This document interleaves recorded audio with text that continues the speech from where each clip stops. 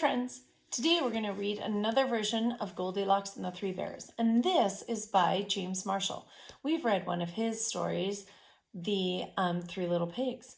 So you'll notice a couple similarities between his stories.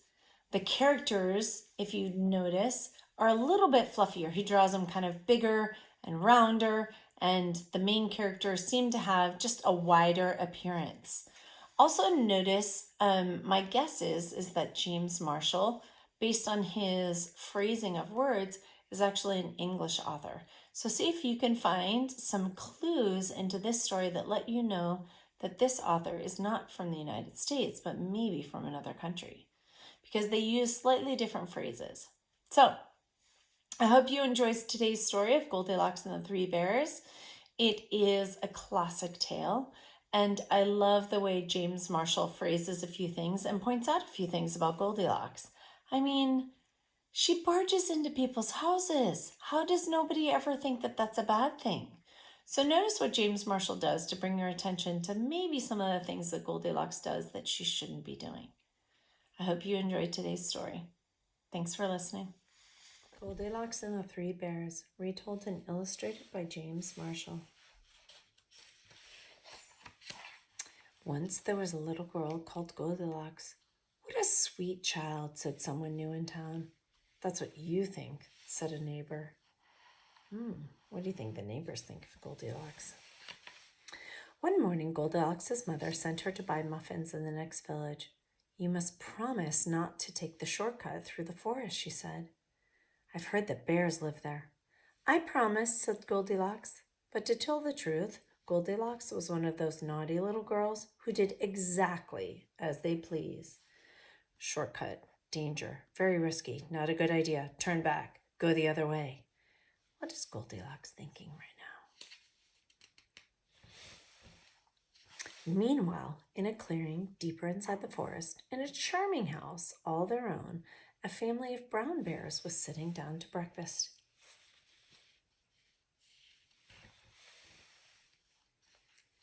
Patooey, cried big old Papa Bear. This porridge is scalding. I've burned my tongue. I'm dying, cried Baby Bear. No, really, said Mama Bear, who was of medium size. That's quite enough. I know, said Papa Bear. Why don't we go for a spin while the porridge is cooling? Excellent, said Mama Bear. So they got on their rusty old bicycle and off they went. Tra-la!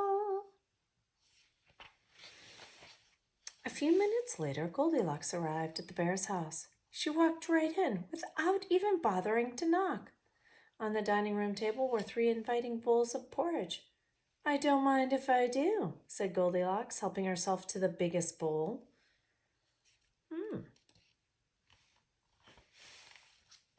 But the porridge in the biggest bowl was much too hot. Patooey, cried Goldilocks, and she spat it out. Next, she tasted the porridge in the medium-sized bowl, but that porridge was much too cold.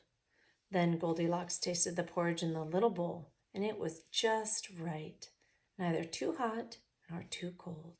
In fact, she liked it so much that she gobbled it all up.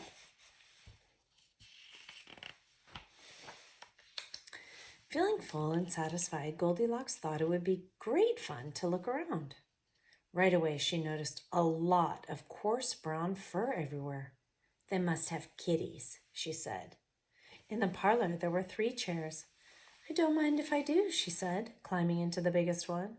But the biggest chair was much too hard, and she just couldn't get comfortable. This says, bless our happy home. Next, she sat in that medium-sized chair, but that chair was much too soft, and she thought she might never get out of it. What other book did we read where Goldilocks thought the medium chair was soft? Then Goldilocks sat in a little chair, and that was just right, neither too hard nor too soft. In fact, she liked it so much that she rocked and rocked until the chair fell completely to pieces. Now all that rocking left Goldilocks quite tuckered out. What do you think tuckered out means? Good readers try and guess from the meaning of the sentence. I could take a little snooze, she said. So she went to look for a comfy place to nap. Upstairs were 3 beds. I don't mind if I do, said Goldilocks, and she got into the biggest one. But the head of the biggest bed was much too high. Next, she tried the medium-sized bed, but the head of that bed was much too low. Then Goldilocks tried the little bed, and it was just right. Soon she was all nice and cozy and sound asleep. She did not hear the bears come home. Ooh, look at Baby Bear's bedroom.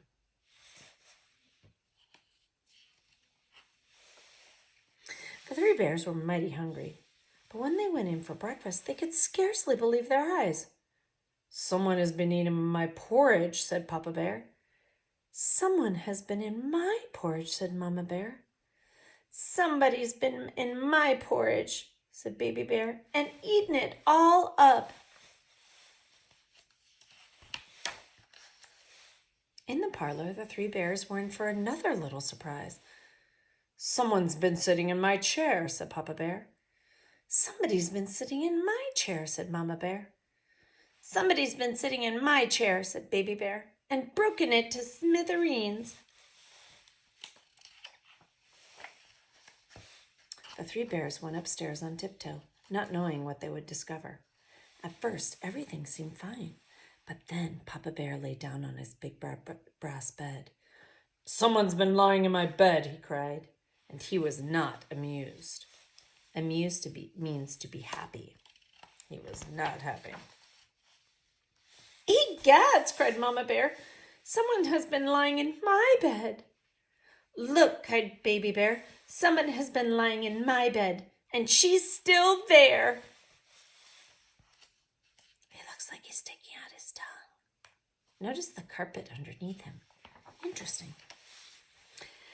Now see here, roared Papa Bear.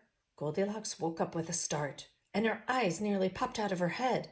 But before the bears could demand a proper explanation, Goldilocks was out of bed, out the window, and on her way home. Who was that little girl? Asked Baby Bear. I have no idea, said Mama Bear. But I hope we never see her again. And they never did. So, what'd you think of this story of the 3 little bears? Which one is your favorite? What did you notice about this Goldilocks from other Goldilocks stories? Was there anything different about the bears? Every time an author tells the story of a fairy tale, they put their own sort of twist on it, whether it's in illustrations or in the retelling of the story. What do you think? Thanks for sharing. I hope you enjoyed today's story. Happy reading.